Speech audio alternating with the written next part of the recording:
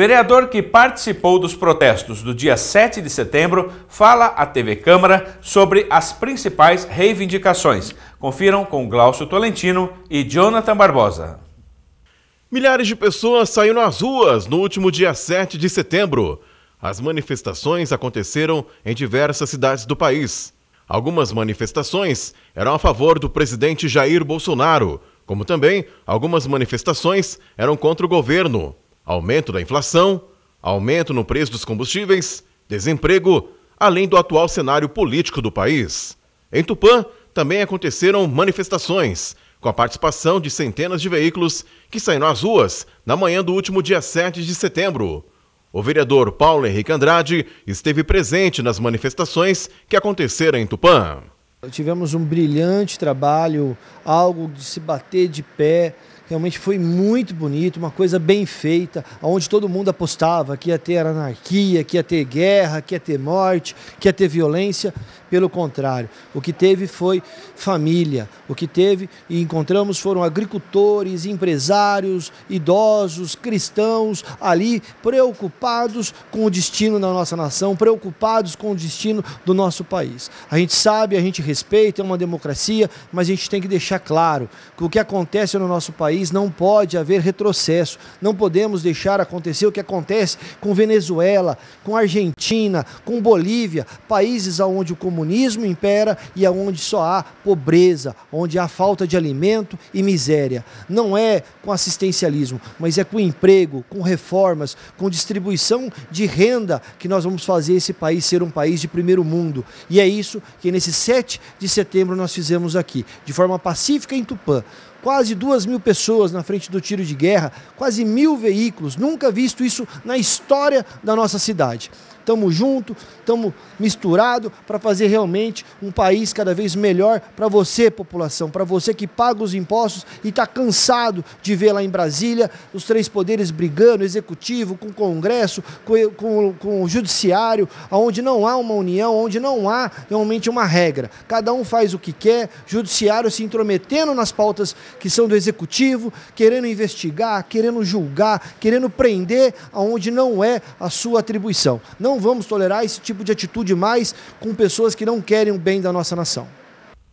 O vereador tem, o seu trabalho também falar de momentos, de situações, de ações que estão acontecendo no país. Participar, discutir, esclarecer a população sobre os principais problemas e também o que acontece de mais importante na cidade, no estado e também no país. Um professor tupaense foi selecionado entre 500 candidatos para tornar-se produtor de conteúdo em revista especializada. Mais detalhes com Thiago Petenucci e Jonathan Barbosa. O tupaense Edmilson Doirado, professor de Educação Física na rede municipal e estadual e também no ensino superior, foi selecionado entre 500 candidatos de todo o país para compor o time de autores da revista Nova Escola. O docente será responsável por produzir conteúdo na área de educação física. Edmilson nos contou como foi o processo de seleção. Foi um processo com várias etapas, né? Foi mais ou menos aproximadamente um mês aí de etapas, com espaço aí de 3 a 4 dias de uma etapa a outra. Teve provas, né? Uma prova objetiva, com determinado tempo. Relato de experiência foi muito importante também. Foi um processo eliminatório durante, né, essa seletiva. E por fim, eu tive uma entrevista, né? Nessa última etapa agora, sábado passado, foi uma entrevista com 2 redatores da revista e essa entrevista selecionou os 20 professores que eles queriam, de fato, para estarem compondo aí o time de autores que é esse projeto aí novo da Nova Escola. A revista Nova Escola é uma publicação de alcance nacional e amplamente adotada por escolas brasileiras. De outubro até janeiro de 2022, o professor tupaense publicará até 10 planos de aula que poderão ser adotados por escolas de todo o país. São alguns meses, né? Só que tudo depende dos desdobramentos desse projeto, né? Então, já existem outras disciplinas, né? Matemática, português, artes, já tiveram um processo seletivo. Ele já tem o time de autores e agora a educação física também, né? Compõe o seu time de autores. Haverá algumas formações agora, Thiago, por um período, e eu acredito que em outubro eu começo já a trabalhar com planos de aula, né? São propostas aí didáticas, né? Voltados a professores de educação física de todo o Brasil. E isso se estenderá até fevereiro, março, é esse período aí pelo que o que está escrito aí nos editais. Esses 20 são professores de educação física de todo o Brasil? É de todo o Brasil, especialistas, né, na área, que de fato aí apresentaram para eles experiência, né, em processo de ensino-aprendizagem. São professores especializados realmente na área. A Câmara Municipal aprovou a moção de congratulações número 134, de autoria do vereador Lucas Ratano, parabenizando o professor tupanense pela conquista. Perfeito, Tiago. É sempre importante quando a gente pode vir até a TV Câmara e levar boas notícias para a nossa população.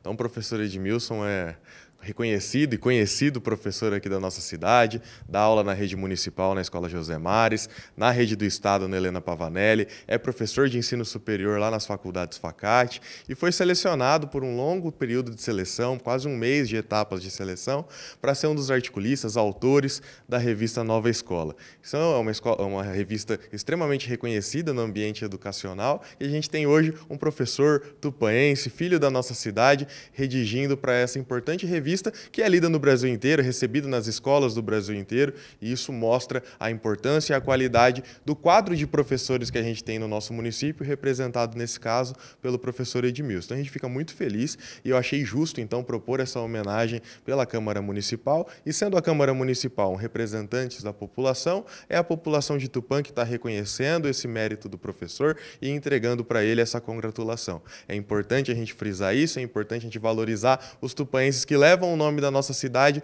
por todo o país. Então aproveito aqui a audiência da TV Câmara para mais uma vez externalizar os meus parabéns ao professor Edmilson e a todo o corpo de professores que eu tenho certeza que estão orgulhosos de onde ele chegou representando a nossa cidade. Nós vimos aí, né, um professor de Tupã que foi destaque por ter, né, sido escolhido entre tantos candidatos para poder participar da produção de uma revista. Boa sorte ao professor Edmilson, né, e que ele faça um bom trabalho falando sobre educação. Vamos agora às notícias do esporte no final de semana. Quem chega trazendo as informações é Chico de Assis. Acompanhe. Nossa saudação aos telespectadores. Vamos começar o nosso programa de hoje falando sobre esporte, mas antes um recado. Dificuldades e problemas com pandemia, inflação, desemprego, crise política, o time de preferência da gente indo mal no campeonato, mas nós sabemos que tudo isso é passageiro e que uma hora vai melhorar. Esse tipo de dificuldade é diferente de depressão, que é uma doença séria e perigosa e que tem tratamento. Desde 2014, o Brasil realiza a campanha Setembro Amarelo, que busca luz sobre o tema saúde mental, busca também eliminar preconceitos e diminuir o número de suicídios. O tema deste ano é Agir, Salvar Vidas. Quem está com problemas dentários, procura um dentista. Quem está com problemas de dores nas costas, nos joelhos, procura um ortopedista, lógico. Mas quem está com problema de saúde mental, tem que procurar um psicólogo, um psiquiatra, grupos de apoio. Procure ajuda, não fique parado. Em nível estadual, o telefone do Centro de Valorização da Vida é 188. Se estiver com problemas, ligue.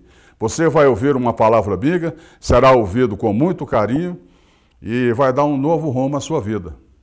Em Tupã, procure ajuda na rua Iambiquaras, 871. Setembro Amarelo, bom para todos nós. Bom, dito isso, começamos com os jogos dessa rodada pelo Brasileirão. Sábado, Santos 0, Bahia 0. Ô, treinador retranqueiro, hein? Até os 28 minutos do primeiro tempo, ninguém chutou uma bola para o gol. Aí o Marcos Guilherme resolveu chutar uma bola para o gol. O que aconteceu com ele? O treinador tirou. No segundo tempo, o único que chutou uma bola para o gol até os 20 minutos do segundo tempo, o número 10 nosso lá, o menino, também foi retirado, trocou. Quer dizer, tá difícil, hein? E agora o treinador pediu um médio volante. E o Palmeiras, hein, gente? Palmeiras ontem perdeu de 3-1 para o Mistão do Flamengo, né? Já está há 4 anos sem vencer. Ou seja, virou tabu, né? Ah, o Nakayama, que colega nosso aqui de Câmara Municipal, postou na internet uma foto, o calção do Flamengo todo marrom. Ele disse que o Flamengo estava borrado para entrar em campo antes. Não foi bem isso não, viu? Não foi bem isso não. Atlético Goianiense 1, Corinthians 1. Corinthians tomou um gol no finalzinho. América Mineiro 2, Atlético Paranaense 0, Juventude 1, Cuiabá 2, Bragantino 1. Bragantino perdeu, hein? Chapecoense 2. E o Grêmio ganhou de 2-0 do Ceará, mas também continuou no mesmo lugar que estava. Fortaleza 0, Atlético Mineiro vai se consolidando na primeira colocação, ganhou por 2-0. E nesta segunda, fechando a rodada, Sport Internacional de Porto Alegre. A classificação está assim, veja bem. Atlético Mineiro, Flamengo, Fortaleza, Corinthians, Palmeiras, Bragantino formam o chamado grupo G6, ou seja, se classificam 6 para a Libertadores. Em direção ao rebaixamento estão América Mineiro, Sport Recife, Grêmio, Chapecoense, esses aí não sei não, hein? E namorando a lanterna estão Bahia, Santos, São Paulo, Juventude, Internacional. Nessa situação, o clube sai do inferninho para o céu, ou vice-versa, com apenas uma vitória. No dia 18, o Santos joga contra o Ceará pelo Brasileirão. E o Palmeiras vai enfrentar a Chapecoense. E dia 1º, o Corinthians jogará contra o América Mineiro, fechando essa rodada. Vamos falar agora da Copa do Brasil. Terça-feira, às 21h30, Santos e Atlético Paranaense. No primeiro jogo, o time do Santos perdeu de 1-0 para o Atlético Paranaense e precisa ganhar por diferença de 2 gols, né? Senão, está fora. Na quarta-feira, Flamengo e Grêmio. O Flamengo venceu o primeiro jogo em Porto Alegre por 4-0. Deve entrar com um time misto, né? Mais uma vez. E na quinta-feira jogarão Atlético Mineiro e Fluminense. No primeiro jogo, o Atlético Mineiro venceu por 2-1. Ou seja, o Atlético Mineiro só ganha. E agora uma pergunta. Você é corintiano? Não, né? Não?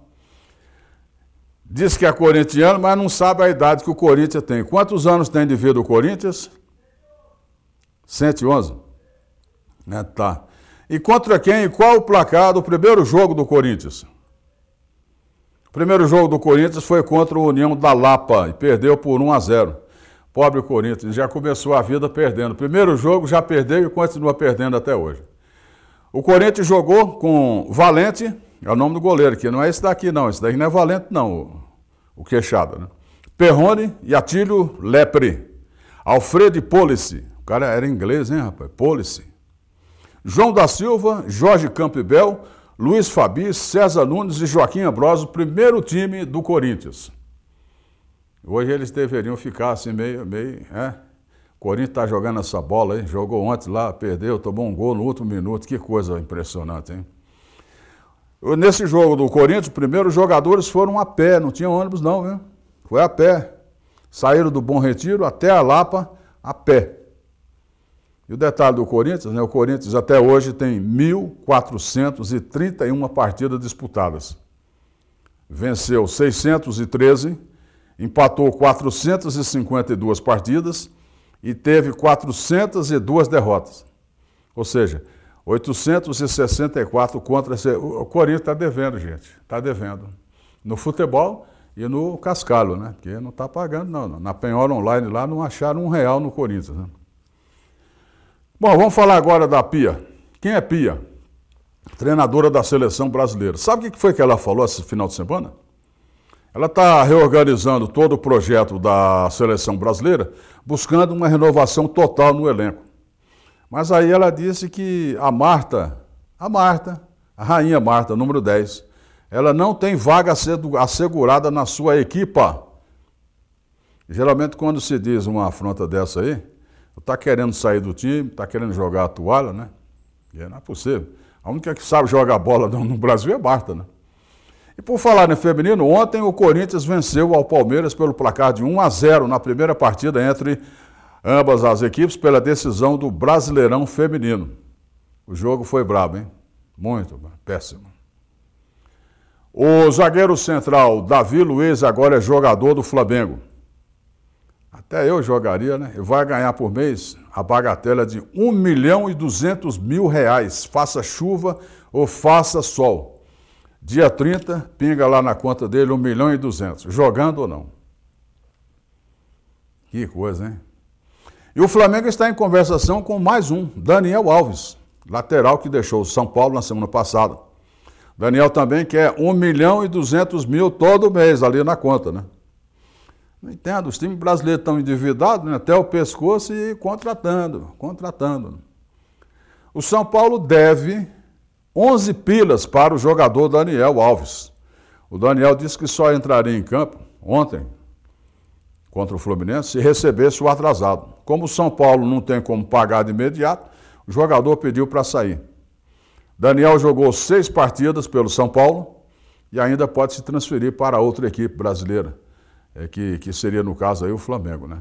Só que ele tem 10 dias só para se transferir, porque a janela fecha daqui 10 dias. E ainda falando sobre o São Paulo queria o 3º uniforme. Queria, mas não te dou. Não vai poder jogar com o novo uniforme, pois um problema técnico, burocrático, a camisa só poderá ser vendida à torcida. O time não pode usar. A nova camisa do São Paulo foi desenhada na administração passada e, no dizer dos diretores atuais, não estaria nos padrões que o São Paulo exige. É ciúme não de diretoria? Pode, né? O diretor da CBF, Rogério Caboclo, eita, caboclinho assanhado, hein? Ele vai pagar R$110 mil para arquivar um processo de assédio. Ele está afastado da presidência da CBF por assediar uma funcionária. E ele fez um acordo com o Ministério Público. Na esfera criminal, o processo morre. Rogério Caboclo vai pagar, portanto, R$110 mil em ração para animais e pássaros da UIPA, que é a União Internacional, uma entidade que cuida de animais. O acordo foi feito com o Juizado Especial Criminal do Rio de Janeiro. E agora o destaque final. O Santos avalia aposentar a camisa 10 do Pelé. Depois que o Negão deixou de jogar, muito perna de pau usou essa camisa, né? Sem merecer. Imortalizada por Pelé, a camisa 10 é uma lenda em todo o mundo. E grande parte da torcida quer que a mesma seja preservada, aposentada. Já outros são contra, e a diretoria vai propor uma grande discussão sobre o assunto. E você, santista, o que é que acha? É o que há. Nós vimos aí notícias sobre o esporte e toda semana, em pelo menos 2 edições do TV Câmara Informa, você acompanha o final da semana, as rodadas, os jogos, os resultados e também, próximo ao final de semana, os jogos que vão acontecer e também falando sobre esportes locais e regionais. Vamos agora à previsão do tempo para esse início de semana. Acompanhe. Nós estamos a menos de 10 dias da chegada da primavera, portanto, ainda estamos no inverno, mas as temperaturas já estão altas, ultrapassando os 35 graus. Vamos saber como será esta semana com o Gisele Massoca.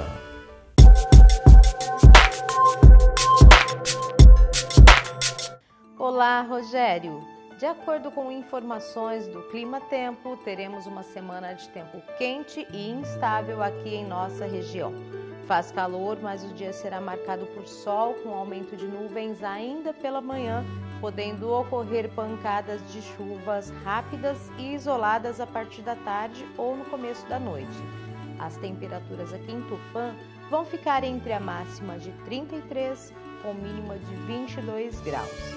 Em Adamantina, as condições seguem bem parecidas, Rogério, com sol entre muitas nuvens e tempo quente.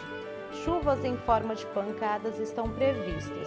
As temperaturas estarão ainda mais elevadas, chegando a máxima aos 35 graus no período da tarde, com a mínima em torno de 23 pela manhã. Na cidade de Quintana, o dia começa com sol e aumento de nuvens ainda pela manhã, com previsão de pancadas isoladas de chuva à tarde ou à noite. A máxima prevista é de 33, com a mínima que vai ficar em torno de 20 graus. Por hoje é só, eu volto amanhã com outras informações sobre o tempo para Tupã e região. Até lá! E assim, com a previsão do tempo, encerramos mais essa edição do TV Câmara Informa. Lembramos que as sessões camarárias são transmitidas ao vivo todas as segundas-feiras, sempre às 8 da noite, pelo canal 34.3, que é sinal aberto. Canal 10 da Cabonet e também pela internet no site da TV Câmara de Tupã. Obrigado pela sua companhia e até amanhã.